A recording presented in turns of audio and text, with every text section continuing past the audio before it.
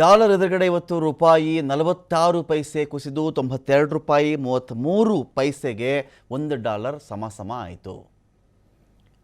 ಭಾರತದ ಇತಿಹಾಸದಲ್ಲಿ ಡಾಲರ್ ಇಷ್ಟು ಕೆಳಮಟ್ಟಕ್ಕೆ ಯಾವತ್ತೂ ಇಳಿದಿರಲಿಲ್ಲ.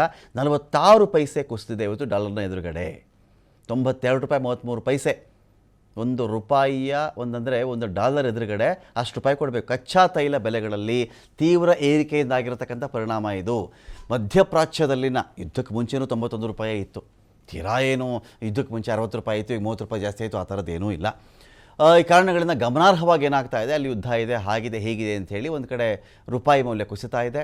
ಯುದ್ಧ ಕಡಿಮೆ ಆಗೋವರೆಗೂ ಕುಸಿತ ಮುಂದುವರಿಕೆ ಸಾಧ್ಯತೆ ಇದೆ.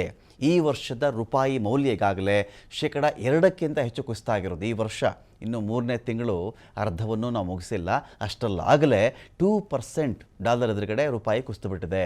ವಿದೇಶಿ ಹೂಡಿಕೆದಾರರಿಗೆ ಡಾಲರ್ ಸುರಕ್ಷಿತ ಅನ್ನೋ ಭಾವನೆ ಮೂಡಿದೆ. ಆ ಕಾರಣಕ್ಕೋಸ್ಕರವಾಗಿ ರೂಪಾಯಿ ಟೈಮ್ ಅಂಡ್ ಅಗೈನ್ ಮತ್ತೆ ಕುಸಿತಾ ಇದೆ.